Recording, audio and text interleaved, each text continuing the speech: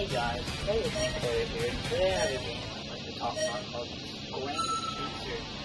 It's a pretty good game. It's a futuristic racer, kind of like some Wipeout and stuff.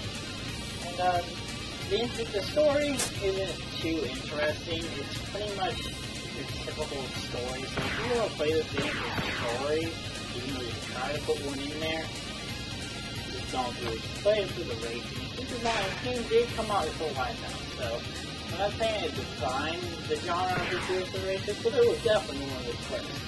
And this game is called Cyber Speedway here in the US, and it was actually developed by a company called Nextech, and Nextech developed other games like Ranger X, Crusader City, Sega Genesis, and after this game it went on and like other games like Revenue or Code Veronica and Dino Crisis, and those are both very great games. And yeah, there's some pretty good music in this game too. If you wanna, it's done by a band called Bygone, which I've heard they've done some other stuff too. They haven't done anything recently, which I don't know why. They do a fantastic job with this soundtrack on this game. You should go check them out if you want to. They're called the Bygone. I'll put the name down in the description. And also this game had the vehicles are kind of really disappointing. And I guess they look okay. I wouldn't mind them if I didn't know this about them. They were actually created by Sid Mead. And if you don't know who Sid Mead is, he did the like Gran and Blade Runner and stuff. And those things are pretty excellent. Those are big budget movies, so you expect those to get a do a good job with Granchaser. But no, we didn't at all. The vehicle just looked kind of stupid. That's what I think personally. That's just my thoughts. You may think otherwise. Now, I know it's a single player, you only get to choose between vehicles.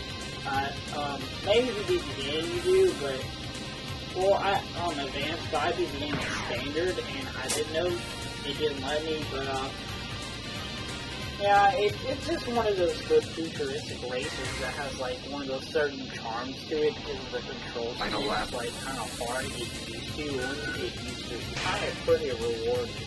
And one cool thing I liked about it is before you race, you get to like tune the car up the way you want to. I know some other races do that, but not many. I think more should do that. I really like that. Like, this doesn't work for you, try something else.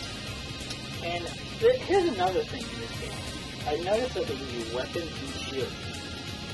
Now that's really cool if it works. But as you can guess, like other futuristic racers did use this.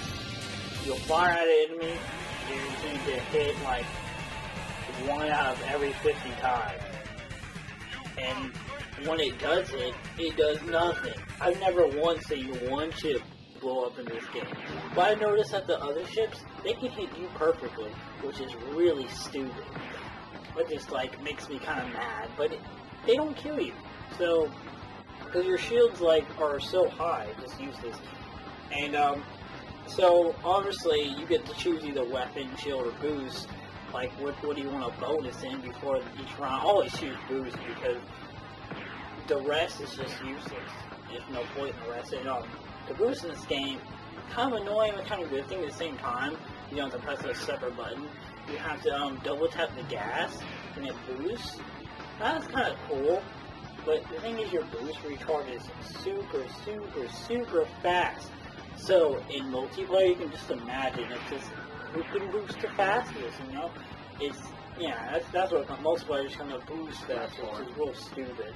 And another thing you have to kind of get used to is you can, of course, you can move left or right by pressing left or right, but you can also move like strafe to the left or right quickly using the L and R buttons. You have got to master that to play this game. And you'll see that in some of my gameplay. I noticed that this game is much better to play in first-person perspective. Even the third-person's perspective is still pretty cool. I like the part when you go through the water, the first part. I know the water effects are so cheesy, and even back then they weren't mind-blowing, but I still think it looks pretty cool. So be sure to check that out. But most of the time I play in first person just because it's much easier. But some of the later levels, you know, I kind of like playing third person. They have those tricky turns and stuff. Sometimes they have traps, you know. Overall, though, I had a lot of fun with this game. This isn't a game I would highly recommend, but if you're a fan of futuristic racers like Bygone or something, I'd be like, sure, go check them out. You know, it's a pretty good game for what it is. It does have its flaws. It has a lot of flaws. One being that the levels, the tracks are kind of too short, but at the same time that's good because you get to memorize your tracks really fast. And to make up for that, though, they make you race around the track 4 or 5 times, which I think is kind of dull. But it is still a good game. You know, overall there's 12 levels, and each level is kind of different, but it's nothing mind-blowing like you haven't seen before. Just like your typical glacier level, volcano level, you know, stuff like that. It's a lot of fun, though, but overall, I would recommend this game if you like Wipeout and stuff like that. But if you're not into those, and you're not into like the wonky controlling racers, I'd say stay clear of this game. But I guess that's it.